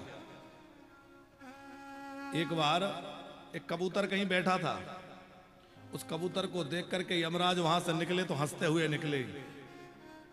और कबूतर तो घबरा गया कि यमराज जिसको देख के हंसे इसका मतलब है उसकी आयु समाप्त। घबरा रहा था। उसी समय गणोर जी आए, देख के वो परेशान था। गणोर जी ने कहा क्या हुआ? बोले मुझे देख करके बहुत जोर से हंस रहे थे आज यमराज। गणोर जी ने कहा मैं पक्षियों का राजा हूं, तुम्हारे लिए कुछ करता हूं, आओ मेरी पीठ पे बैठ जाओ। हजारों मील दूर ले जाकर समुद्र के बीच एक टापू पर कबूतर को छोड़ दिया, कुछ तो तेरी रक्षा होगी। और जैसे ही छोड़ करके लौटे तो वापस लौट के देखा तो पता चला एक बिल्ली पहले से बैठी थी, उसने दबोच लिया। अब समझ में आया कि वो क्यों हंसे थे। वो इसलिए हंस रहे थे कि ये छोटा सा कबूतर बैठा है यहाँ, इसकी मृत्यु हजारों मील दूर बैठी है। अब ये कैसे वहां जाएगा, कि वो यहाँ कैसे आएगी। समय बचा है थोड़ा सा, लेकिन गरुड़ जी ने सारा समाधान कर दिया, समय पे पहुंचा दिया। तो इसके लिए गोस्वामी जी कहते हैं, तुलसी जही जस भव्यता तैसे ही मिले सहाय, या तो आप आवे ताय पही ने ताय तहां ले जाए। भैया जो भाग्य में लिखा है वो होगा, पर यदि उससे बचना है तो क्या उपाय है कि भाव ही मेट सकै त्रिपुरारी। केवल भगवान ही ऐसे हैं। अच्छा, भगवान के साथ संत जिस पर कृपा कर दें उसके भी भाग्य के लेखा बदल जाते हैं। कई उदाहरण हैं कि भाग्य में संतान नहीं थी और संत के मुख से निकल गया कि जा तेरे यहां बेटा हो जाएगा। ऐसी भी घटनाएं हैं जंडेल जी कि उनका ऋतु धर्म भी समाप्त हो गया था और सहज संत के मुख से निकल गया कि जा तेरे संतान हो जाएगी। तो संत की वाणी को सत्य करने के लिए भगवान को अपना विधान भी बदलना पड़ा और उसके बाद भी घर में संतान हो गई। तो संतों की कृपा से भाग्य पलट जाता है। सरल उदाहरण से समझाएं,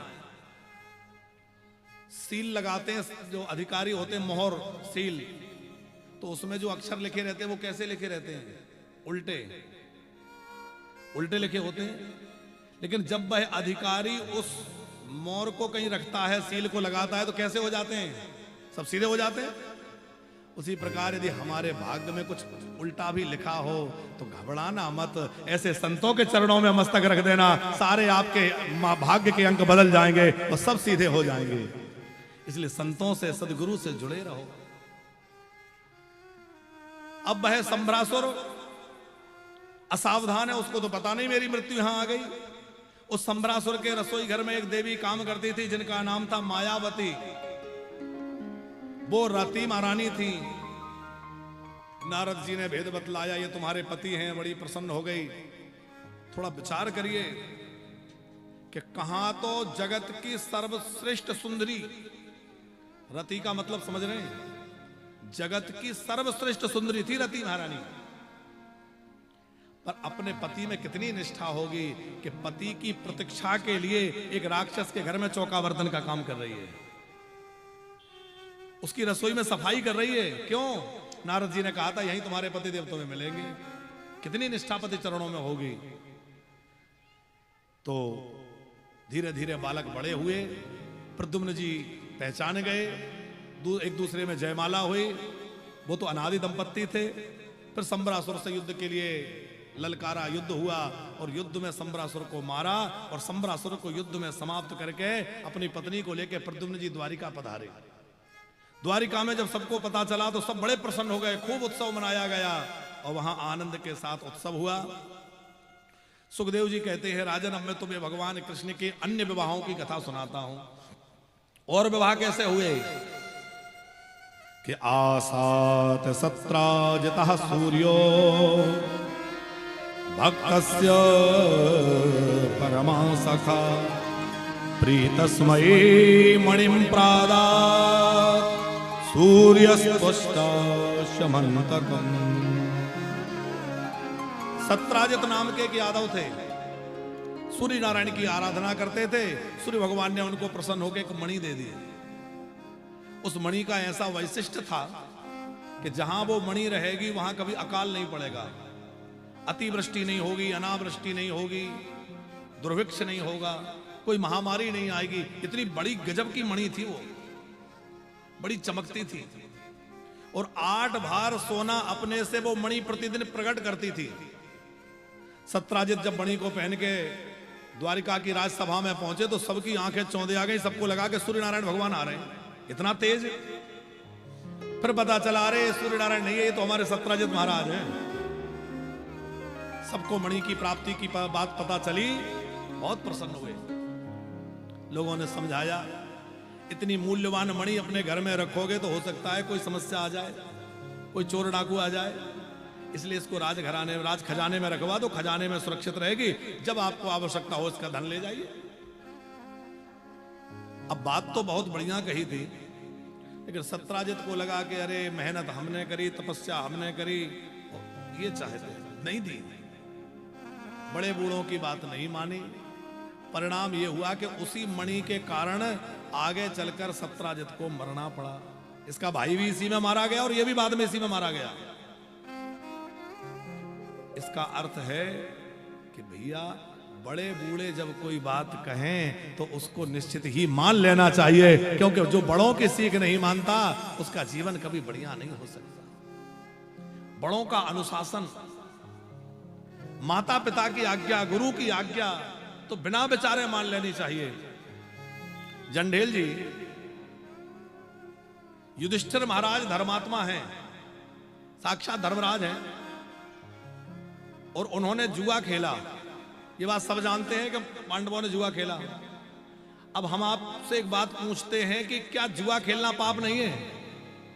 क्या जुआ खेलना अधर्म नहीं है? अधर्म है। और धर्मराज युधिष्ठिर जुआ खेल रहे हैं तो क्या उनको उसका पाप नहीं लगा? और यदि नहीं लगा तो क्यों नहीं लगा? प्रश्न है कि नहीं? क्योंकि जब धर्मराज युधिष्ठिर स्वर्ग में गए तो उनसे कहा गया कि जीवन में आपने एक थोड़ी सी गड़बड़ करी थी कि श्री कृष्ण के कहने से एक झूठ बोला था, अश्वत्थामा हता। वो कथा लंबी है, उसमें नहीं जाएंगे, लेकिन इस बात की चर्चा नहीं है कि तुमने जीवन में जुआ खेला। तो जुआ खेलने का अपराध या पाप जो है वो धर्मराज युधिष्ठिर को नहीं लगा। तो क्यों नहीं लगा? उसका कारण यह है कि उन्होंने अपनी इच्छा से नहीं खेला। वो महाराज धृतराष्ट्र को अपना पिता मानते हैं। जब से पांडु गए तो पांडु अपने बच्चों का हाथ अपने बड़े भैया धृतराष्ट्र को पकड़ा गए थे कि ये बच्चों का ध्यान रखना। शिकार करने गए, वहीं मर गए। तो जब से पांडु की मृत्यु हुई तो पांडव जो है वो धृतराष्ट्र को ही अपना पिता मानते हैं। ताऊ जी हैं, दूसरे राजा हैं।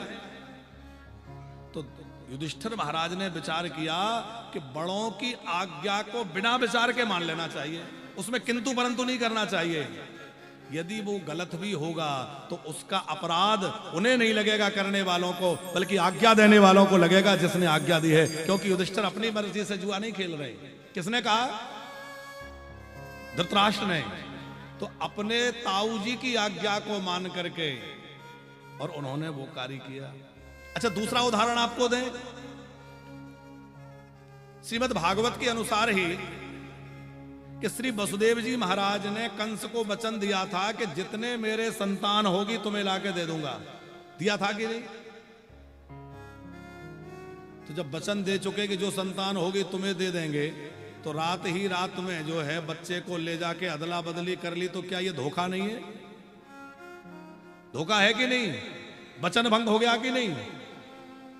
और यदि उन्होंने वचन भंग किया तो भले ही भगवान के पिता हो, उनको उसका अपराध लगना चाहिए, क्योंकि धर्म का विधान, दंड विधान तो सबके लिए है।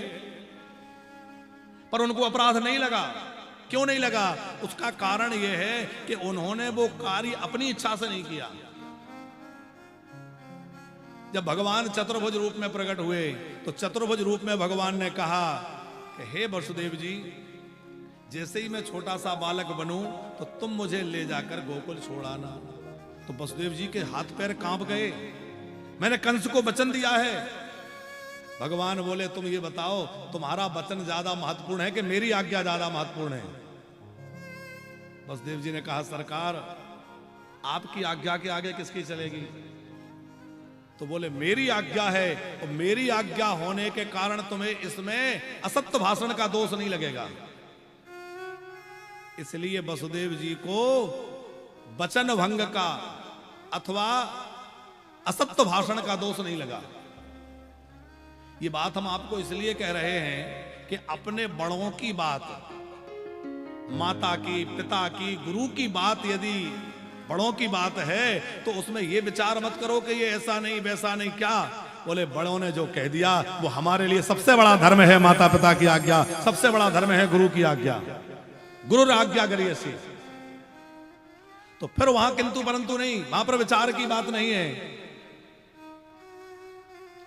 मातो पिता गुरु प्रभु की वाणी, मातो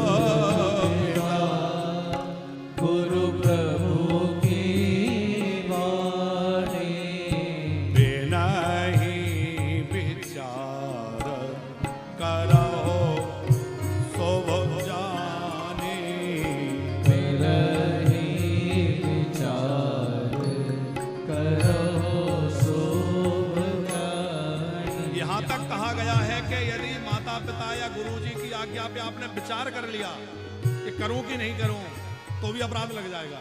बिना ही विचार आज्ञा मिली, बोले ठीक। एक ऐसे शिष्य हुए, गुरुजी ने कहा बेटा कुएं में कूद जाओ, तुरंत कूद गए। अब हम मरेंगे कि जिएंगे कि क्या होगा कि कैसा नहीं होगा। और शिष्य जब कुएं में कूदा तो क्या देखते हैं कि वहां सदगुरु जो है नीचे खड़े हैं, भगवान नीचे खड़े हैं, और भगवान ने गोद में ले लिया, नीचे नहीं गिरा। अब भगवान ने गोद में ले लिया, निकाल के बाहर किया। शिष्य से गुरुजी ने कहा बेटा थोड़ा विचार तो कर लेते कि तुम कुएं में कूद गए। शिष्य बोला गुरुदेव यदि मैं विचार कर लेता तो मुझे भगवान की गोद नहीं मिलती, पर आपकी आज्ञा से मैं कूद गया तो मुझे भगवान प्राप्त हो गए। यह तो आज्ञा पालन का फल है। बिना ही विचार करहो सो भुजानी, नहीं विचार करहु सो जानी। बिना ही विचार करहो सो भुजानी, बिना ही विचार करहु सो जानी। मातो पिता गुरु प्रभु की वाणी, मात पिता गुरु प्रभु की वाणी। बिना ही विचार करो सो भुजानी। नहीं विचार करहु सो जानी। अच्छा एक और बात जंडेल जी, राक्षस कौन है? राक्षस वो नहीं है जिसके बड़े बड़े सींग हों। हम लोगों ने ये अनुमान लगा लिया है कि राक्षस का मतलब है जिसके बड़े बड़े सींग हों, बड़ी बड़ी दाढ़ें हों। हम में भी कई लोग राक्षस हो सकते हैं। राक्षस स्वरूप नहीं, स्वभाव का नाम है। आकृति से राक्षस कौन है यह महत्वपूर्ण नहीं है, प्रकृति किसकी राक्षस जैसी है ये महत्वपूर्ण है। हम में कई लोग ऐसे हैं जिनकी राक्षस जैसी प्रवृत्ति है। और मानसकार गोस्वामी तुलसीदास जी ने राक्षस होने की परिभाषा दी है कि राक्षस कौन है। मान ही मातो पिता नहीं देवा, नहीं मात पिता नहीं देवा। मान ही मातु पिता नहीं देवा, नहीं मात पिता नहीं देवा। साधो न सन करो बाबा सेवा। ओ साधो न सन करवा बरी सेवा। जिनके यह आचरण भवानी, जिनके आचरण भवानी। ते जान नमो निश्चर साम प्राणी।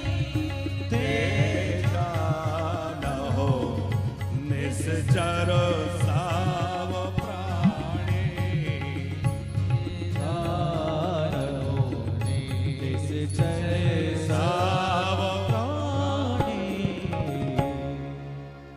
क्या परिभाषा है राक्षस होने की? बोले मान ही माँ तो पिता नहीं देवा। जो माता का सम्मान ना करे, जो पिता का आदर ना करे, जो देवताओं की पूजा ना करे, जो संतों से सेवा कराने की इच्छा रखे। आश्रमों में जाते हैं लोग, सोचते हैं महाराज जी हमारे लिए व्यवस्था करें। अरे भैया, संतों के स्थान में गए हो, गुरुजी के यहाँ गए हो, तो वहां सेवा कराने की मत सोचो कि गुरुजी हमारे लिए बढ़िया व्यवस्था करें, बल्कि वहां जाके खुद झाड़ू लगाओ, वहां जाके खुद सेवा करो, तो जाके आपके पाप कटेंगे। जो माता पिता को नहीं मानता वो राक्षस है, जो संतों से सेवा कराता है वो राक्षस है, जो देव आराधना नहीं करता वो राक्षस है। इसलिए हमने एक दिन और कथा में कहा था कि आप तीर्थ यात्राएं करना या मत करना, पर यदि आपने अपने माँ बाप को प्रसन्न कर लिया तो सारे तीर्थ आपके घर में ही हो गए। आप बड़े बड़े यज्ञ न कर पाए कोई बात नहीं है, लेकिन आप अपने माता पिता, अपने बुजुर्गों को प्रसन्न कर लीजिए, आपके सारे यज्ञ सफल हो गए। आपने भक्त पुंडरीक का चरित्र सुना होगा। वो पिताजी की सेवा, माताजी की सेवा करते थे, तो भगवान उसके माता पिता की भक्ति से रीझ के दरवाजे पे आ गए। और जब भगवान आए तो भक्त पुंडरीक अपने पिताजी की चरण दबा रहा था, सेवा का समय था। भगवान ने कहा, बेटा देखो मैं आया हूं। कौन? मैं कौन? अरे बोले, मैं पंडरनाथ, जिसकी तू पूजा करता है, मैं वो परमात्मा हूं। तो भक्त पुंडरीक बोले प्रभु, इस समय मैं पिताजी की सेवा में हूं, अभी नहीं आ सकता, आप थोड़ी देर रुकिए। अब बताओ, भगवान को कह रहे हैं रुकिए। भगवान के साथ लक्ष्मी जी भी थी, बोले गजब का भगत है, कह रहा रुकिए। भगवान ने कहा, भैया ऐसा मत करो, देखो हम बड़ी दूर से चल के आए हैं, तुम हमारे पास ही नहीं आ रहे हो। तो उस पुंडरीक ने एक बात पूछी कि प्रभु आप आए क्यों, किस बात के प्रभाव से, किससे प्रसन्न होके आए? बोले तुम्हारे माता पिता की सेवा देख करके प्रसन्न होके आए। तो पुंडरीक ने कहा कि जिस सेवा को देख के प्रसन्न होके आए हो, उसी को छोड़ के आपके पास आ जाऊं? उसको कैसे छोड़ दूं? इसी साधन से तो आप मिले हैं, इसको नहीं छोड़। भगवान इतने खुश हो गए कि आज भी जो है पंढरपुर में भगवान पंडरीनाथ विराजमान है, उसी भक्त की उसके वजह से। जो माता पिता की सेवा करे वो भले ही भगवान की पूजा ना करे, पर भगवान उससे खुश हो जाएंगे। इसलिए भैया, बड़ों का आदर करो। हमने एक दिन आपको कथा में सुनाया था कि राम जी बड़ों का कितना आदर करते हैं। जंडेल जी, वो जब राम जी वन की यात्रा में थे तो निषाद राज गोह के पास गए, और निषाद राज गोह जो है, जब राम जी से मिल रहे थे, इसीलिए रोकते हैं कि आप सीधे उधर चले जा रहे हैं, यहां रुकना चाहिए, क्योंकि यहां से प्रणाम करने की जगह है। यहां कैमरे लगे हैं 4-4 सामने, यहां रुको, यहां प्रणाम करो। बोले भक्त वत्सल भगवान की। रोकने का हमें कोई किसी से विरोध नहीं है, पर कथा की धारा टूट जाती है, फिर व्यक्ति जब आता सीधा आगे चला जाता है। तो ये जो कैमरे चल रहे हैं, जब आप टीवी में इस कथा को देखेंगे तो आपको ये अटपटा लगेगा, करे ये बीच में कैसे घुसा चला जा रहा है। सीधा प्रसार आस्था चैनल पे प्रसारण चल रहा है कथा का, और मर्यादा तो मर्यादा होनी चाहिए, कोई बुरा ना माने। बोले भक्त वत्सल भगवान की। क्या सुना रहे थे हम? माताओं बताओ क्या सुना रहे थे? हाँ, हम सुना रहे थे कि राम जी वनवास की यात्रा में थे, निषाद राज गोह के पास पहुंचे, तो निषाद राज गोह के माता और उनके कुछ माताएं, महिलाएं राम जी का दर्शन करने आई। अब जब राम जी का दर्शन करने आई तो राम जी ने अपने मित्र निषाद से पूछा कि ये माताओं के समुदाय में ये जो वृद्धा माता खड़ी है, ये कौन है? बड़ी बुजुर्ग थी। तो निषाद राज ने कहा कि ये मेरी पूजनीया माताजी हैं। और जैसे ही राम जी ने सुना कि अच्छा ये मेरे मित्र की माताजी हैं, अब राम जी चक्रवर्ती नरेश के पुत्र हैं, लेकिन राम जी जिस भाव से अपनी मैया कौशल्या को प्रणाम करते हैं, वैसे ही साष्टांग भूमि पर लेट करके निषाद की मां को प्रणाम कर रहे हैं। और जब राम जी ने भूमि पर लेट कर उस मैया को प्रणाम किया तो उसके हृदय में इतना वात्सल्य प्रकट हो गया, धन्य है राम, कैसी तुम्हारे अंदर प्रीति है। छोटे से बच्चे होते तुम्हें गोद में लेके खिलाती। फिर बाद में वही निषाद की मां कृष्ण अवतार में जो है फल विक्रयणी बनी, और श्री कृष्ण को गोद में खिलाने का सौभाग्य उसको प्राप्त हुआ। ये प्रसंग हम इसलिए सुना रहे हैं कि राम जी बड़ों का कितना आदर करते हैं। यहां सत्राजित ने बड़ों की बात नहीं मानी। बाद में इसका भाई प्रसेन मणि पहन करके शिकार करने जंगल में चला गया। शिकार तो हुई नहीं, खुद ही शिकार बन गया। और शिकार बनने के बाद जब नहीं लौटा तो सत्राजित को आशंका हो गई कि मेरे भाई की हत्या करवा दी गई। किसने कराई होगी? बोले ये तो श्री कृष्ण करा सकते हैं, और कौन कराएगा? तो धीरे धीरे पूरे द्वारिका में ये बात फैल गई कि श्री कृष्ण ने प्रसेन को मरवा दिया। अब वो कलंक लग गया भगवान को, लगा के अरे ये कलंक मेरे ऊपर रहेगा तो मुझे कोई फर्क नहीं पड़ना, पर इससे फर्क क्या पड़ेगा जंडेल जी? लोग सोचेंगे कि जब राजा ही पाप करता है तो हम क्यों ना करें। घर का मुखिया गलत काम करेगा तो बच्चे नहीं करेंगे। घर का मुखिया तो द्वारे पे बैठे बैठे हुक्का पी रहे हैं और बच्चों से कह रहे हैं बेटा बीड़ी मत पियो, तो मानेंगे? अरे तुम खुद तो बाटली खोले बैठे हो और बच्चों से कह रहे हैं ये नहीं करना चाहिए, बच्चे क्यों मानेंगे? जो देखेंगे वो ही सीखेंगे। यदि चाहते हो कि बच्चे जो है शराब ना पिए, बच्चे जो है नशा ना करें, तो आपको छोड़ना पड़ेगा, और जब आप नहीं करेंगे तो बच्चे अपने आप नहीं करेंगे। इसी प्रकार राजा यदि अधर्म करेगा तो नीचे वाले भी करेंगे। अब बार बार हम रामायण में चले जाते हैं, क्या करें? अब यहां आप लोग ही खींच लेते हैं, हम इतनी रामायण कहीं बोलते नहीं है। जब हनुमान जी महाराज अशोक वाटिका में गए बौरे जी, तो जानकी जी से मिलने के बाद बोले कि माता जी मुझे बड़े जोर की भूख लगी है। मां तो मोह लागी अति भूखा। तो जानकी जी ने पूछा कि बेटा भूखे हो, रास्ते में कुछ खाया नहीं, किसी ने कुछ खिलाया नहीं? हनुमान जी बोले खाया क्या नहीं, जितने मिले सब खाने वाले मिले, खिलाने वाला कोई नहीं मिला। संपाति मिला तो बोले खा जाऊंगा, सिंह का मिली बोले खा जाऊंगी, सुरसा मिली बोले खा जाऊंगी, लंगली मिली खा जाऊंगी। तो जो मिला वो खाने वाला मिला, खिलाने वाला कोई नहीं मिला। जानकी जी ने कहा बेटा खाने वाले मिले, तुमने उन्हें समझाया नहीं। तुम कहते कि तुम्हारे राजा से हम शिकायत कर देंगे कि तुम सब खाने वाले हो। तो उन सब ने क्या, हनुमान जी ने क्या बढ़िया उत्तर दिया। हनुमान जी बोले हमने उनसे कहा कि तुम हमें खाओगे तो तुम्हारे राजा से शिकायत करेंगे। वो बोले कि कर देना, हमें कोई डर नहीं है। क्यों डर नहीं है? बोले वो खुद खाते हैं। हम जो कहना चाह रहे हैं वो समझ गए आप?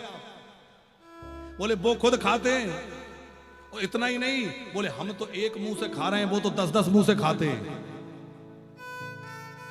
हम यहां ये व्यंग ये बात कहना ये चाह रहे हैं कि जिस तंत्र में राजा ही खाने वाला बैठा होगा, वहां उसके लोग जो नीचे काम करने वाले वो तो खाएंगे, और वो डरेंगे नहीं, क्योंकि जब वो ही खा रहे हैं तो हम क्यों ना खाएं। जब वो गलत कर रहे हैं तो हम भी गलत करेंगे। इसलिए यदि राजा को अपने राज्य में सुशासन और सुव्यवस्था लागू करना है तो पहले राजा को नियमवान, नीतिवान और धर्मज्ञ होना पड़ेगा। राजा धर्मज्ञ होगा तो प्रजा अपने आप धर्मज्ञ हो जाएगी, और राजा यदि अधर्म पर चलेगा तो प्रजा में धर्म नहीं हो सकता। मुखिया यदि गलत काम करेगा तो फिर वो टोक नहीं सकता, रोक नहीं सकता बच्चों को। बच्चे जवाब दे देंगे, आप भी तो करते हैं।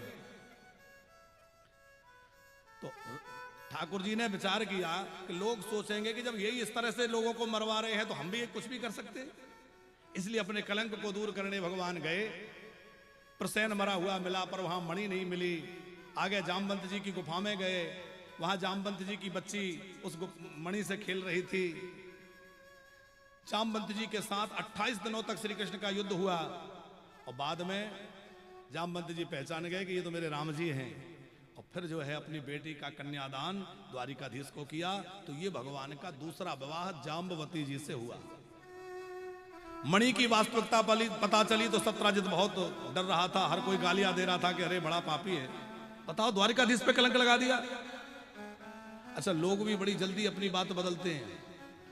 थोड़ी देर पहले कह रहे थे कि अरे बचपन के चोर हैं, कुछ भी कर सकते हैं, मरवा दिया होगा, कोई बड़ी बात नहीं है।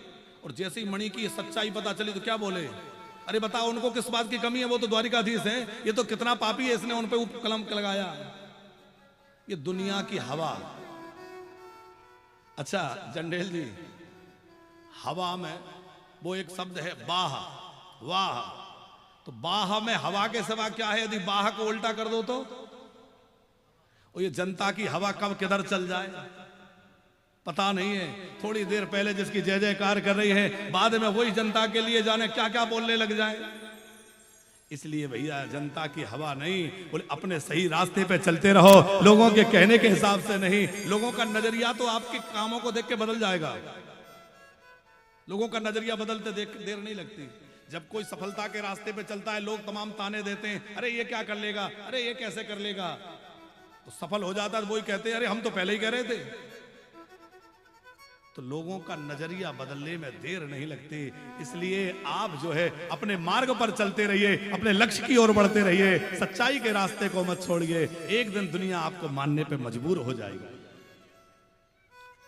सत्राजित को गालियां मिलने लगी, फिर उसने अपनी बेटी का विवाह प्रभु से रखा, क्योंकि यदि मेरे दामाद बन जाएंगे तो लोग कम से कम गाली तो नहीं देंगे। लोग सोचेंगे भैया द्वारिकाधीश के ससुर जी हैं, कुछ तो आदर इज्जत करेंगे। तो अपनी बेटी का विवाह द्वारिकाधीश से किया। ये तीसरा विवाह हुआ सत्यभामा जी के साथ। चौथा विवाह हुआ है यमुना महारानी के साथ, जिनका नाम है कालिंदी। पांचवा विवाह हुआ है मित्रवृंदा के साथ। छठवां विवाह हुआ है कौशल नरेश की पुत्री सत्या के साथ। आठवां विवाह भद्रा जी के साथ। सातवां विवाह भद्रा जी के साथ और आठवां लक्ष्मणा जी के साथ। ऐसे भगवान के 8 विवाह मुख्य हुए। फिर जो है 16,100 विवाह एक साथ हुए। राजा परीक्षित ने पूछा वो कैसे हुए? बोले भौमासुर नाम का एक राक्षस था, तमाम राजाओं की कन्याओं को हरण करके ले आया, बंदी गृह में रख लिया और कारागृह में बंद कर लिया। बोले मैं इनके साथ ब्याह करूंगा, रास रचाऊंगा। देवताओं ने भगवान से स्तुति करी, भगवान इस दुष्ट से हमारा पिंड छुड़ाइए, ये बहुत अधर्म फैला रहा है। तो भगवान उस भौमासुर के यहां गए। मुर नाम के दैत्य से युद्ध हुआ, उसको मारने से भगवान मुरारी कहलाए। फिर भगवान ने भौमासुर से युद्ध किया। ये भौमासुर था तो पृथ्वी का बेटा। पृथ्वी ने आकर के कहा प्रभु इसको मार दीजिए। तो पृथ्वी की अनुमोदन पर भगवान ने भौमासुर को मारा। पृथ्वी माता ने जब भौमासुर मर गया तो भगवान की बड़ी प्यारी स्तुति करी। नमस्ते देवो देवेश शंख चक्र गदा भक्ते चोद पायरो पायो परमात्मन नमोस्तुते।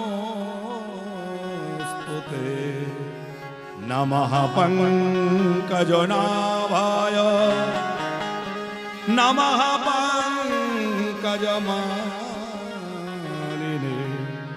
नमः पंकजनेत्राय नमस्ते पंकजाग्रहे। बड़ी बढ़िया स्तुति पृथ्वी ने करी। अब भगवान ने उन 16,100 जो कन्याएं थी उनको बंदी गृह से मुक्त कर दिया, जाओ। अब वो आगे ना बढ़े। भगवान बोले क्यों नहीं जाती हो? बोले कहां चली जाए? अरे इतने दिनों तक इस राक्षस के यहां रहे हैं, भले ही हमारा जीवन एकदम पवित्र है, पर क्या इस बात को कोई मानेगा? अच्छा माता पिता स्नेह के कारण रख भी लें तो हमसे विवाह कौन करेगा? भगवान श्री कृष्ण ने कहा देवियों निराश मत हो, क्योंकि सबके द्वार जिसके लिए बंद हो जाते हैं उसके लिए मेरा द्वार सदा खुला रहता है। तुम मेरे यहां चलो, मैं तुम सबको स्वीकार करूंगा। अब यहां एक बात बड़े समझने की है कि वो असुर था पर उसने उन देवियों का सदाचार नष्ट नहीं किया, कभी उनके साथ दुर्व्यवहार नहीं किया। पहले के राक्षस भी आज के मनुष्यों से अच्छे थे। आज स्थिति यह है कि हमारी बेटियां पड़ोसियों से सुरक्षित नहीं है, रिश्तेदारों से सुरक्षित नहीं है, स्कूलों में सुरक्षित नहीं है, क्या कहें। तो आप बताओ वो राक्षस अच्छे थे कि नहीं है? इसका मतलब है कि हम लोगों के आचरण उन राक्षसों से भी गए बीते हो रहे हैं। भैया अपने आचरण को सुधारें और धर्म के मार्ग पर चले, क्योंकि धर्महीन पशुहित समाना, जो धर्महीन है वह समाज पशु के समान है। हम उस भारतवासी हैं, हम उस देश में रहने वाले हैं जहां कितनी मर्यादा है। अब आपको मर्यादा की एक बात बतलाएं तो बोहरे जी, जब रावण मर गया तो राम जी एक शिला पर बैठे हुए कुछ विचार कर रहे थे। शायद सोच रहे होंगे बड़ा नरसंहार हो गया। उस समय मंदोदरी को लगा कि एक बार जाकर देखूं तो सही उस व्यक्ति को जिसने मेरे पति को मारा है उसमें क्या विशेषता है। जो त्रिलोक विजयी रावण था उसको मारने वाले में क्या खासियत है। तो मंदोदरी आई, और मंदोदरी जब आई तो राम जी शिला पर बैठे थे, मंदोदरी पिछली रास्ते तो पीछे से आ रही थी। मंदोदरी की परछाई राम पर पड़ी और जैसे ही राम जी पर परछाई पड़ी तो राम जी सहम के खड़े हो गए। हाथ जोड़ के पूछा, देवी जी आप कौन? बोले मैं रावण की पत्नी हूं जिसको तुमने अभी अभी मारा है। अब राम जी थोड़े सोच में पड़ गए कि इस समय इनके यहां आने का क्या मतलब है। ये शायद शिकायत करेगी कि तुमने मुझे विधवा बना दिया। मंदोदरी बोली नहीं नहीं, ये सब चिंता मत करो, मैं ये शिकायत लेकर नहीं आई कि तुमने मेरे पति को क्यों मारा। मैं तो देखने आई थी कि मेरे पति में ऐसा क्या नहीं था जो तुम में है, जो मेरे पति को मार दिया। क्या विशेषता है? तो राम जी ने कहा मैं क्या समाधान करूं। मंदोदरी बोली समाधान तो मिल गया। क्या? बोले समाधान ये मिल गया कि एक मेरा पति था जो इतनी रानी महारानियों के होते हुए भी तुम्हारी पत्नी